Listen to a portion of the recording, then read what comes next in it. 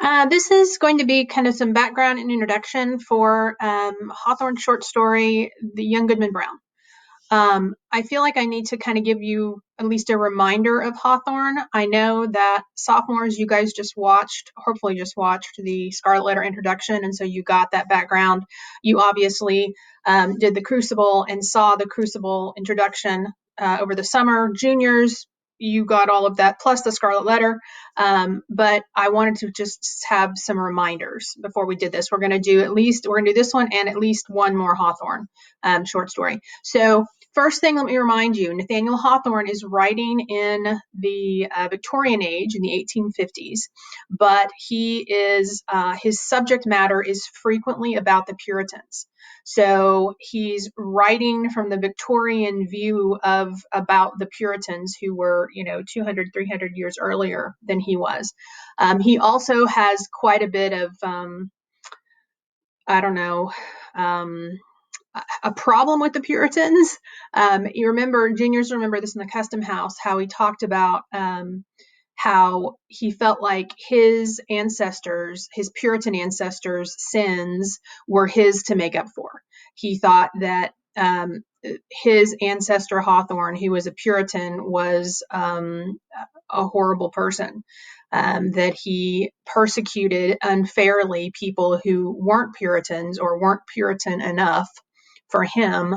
And so Nathaniel Hawthorne feels like he kind of needs to make up for that. And so keep that in mind as you're reading his stories about the Puritans, is he is not unbiased.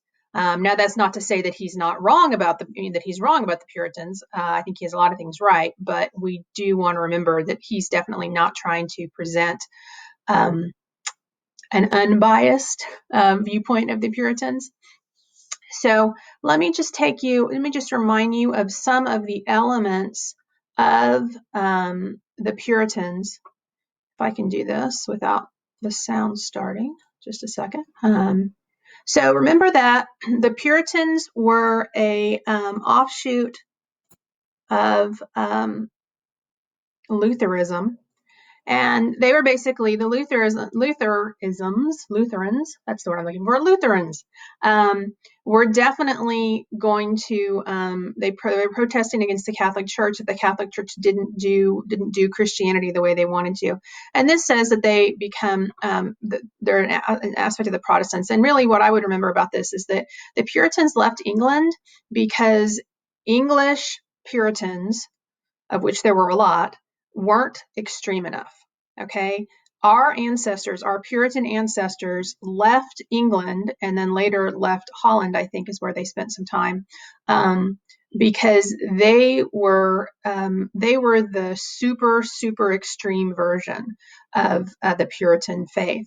And they were very serious. They saw religion as something this is a picture of like a Puritan style church. You should not have decorations. You should not have beautiful things. Artwork didn't have any place in religion. Religion was a serious thing. And really the core belief for the Puritans was there at the top where it says total depravity, that humans were inexorably evil. Right? We are born depraved. We are born sinners. And it's basically because God occasionally is a softie that we get to go to heaven. The Puritans felt like, where it says irresistible grace, this is that idea that you didn't have a choice if you were saved or not. God made that choice. And so to the Puritans, you spent your entire life trying to be worthy enough, even though you knew full well you never could be because you were a sinner from the get-go. And, really when you think about how that would affect your life, you're trying constantly to be good, even though you will always fail. That to me seems like a very depressing, kind of setting you up for mental illness kind of system, but that was the way they worked. And they were constantly, and they also believed very strongly that your salvation could be affected by your neighbor's salvation. And so if your neighbor was not doing the right thing, that could affect you. And so to the Puritans, there was an intense amount of suspicion, and you were always watching everybody around you to make sure that they were doing the right thing, to be right with God. And if they weren't, then you held them accountable for it. The other thing I would remind you of is there's no ritual for forgiving sins in Puritan belief. That was one of the things from the Catholic faith that they jettisoned. You could not be forgiven. It was just an accumulation of horrible things, and that was you from the moment you took your first breath. And the only thing that could save you was God taking pity on you, even though God didn't take pity on very many people. And so their lives were based around this idea that they were like one step away from going to hell all the time, which really, especially in this short story, you can see happening. And I think this is probably about everything I want off of this. Yeah. So when we come back to the assignment here, I have the short story, first of all, and I went and I found it on Common Lit, which is the website that you can read stories, and it has like little footnotes for you, and sometimes it has questions. I just downloaded the PDF.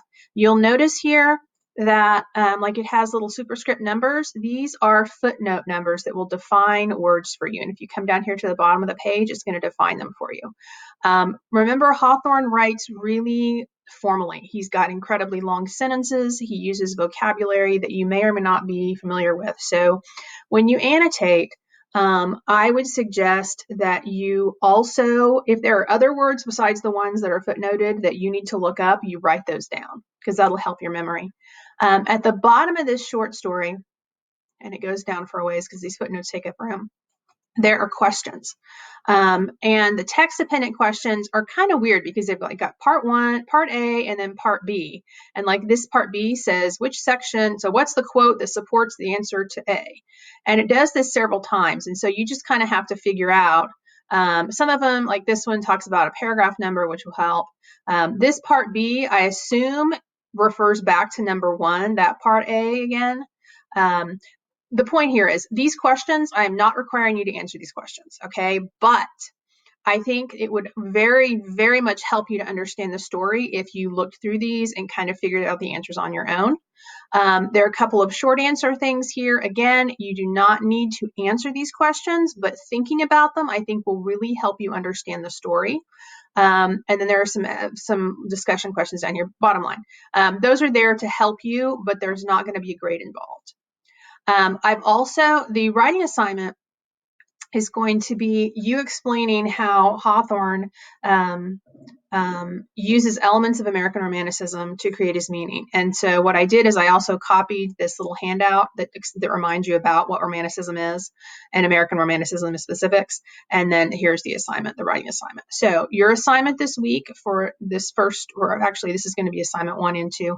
I'm just going to put it together. Is going to be I'll move the writing assignment to assignment 2 so we're separate. So assignment 1 will be the annotation part, and then assignment 2 will be the writing assignment. Yeah, I think that'll be everything. And I will post this on YouTube in case people can't see it. So pass that along that I've put a link to my YouTube channel on the Parent Teacher Student Hub. So if you cannot see the video for whatever reason from Classroom, you can hopefully see it on my YouTube channel.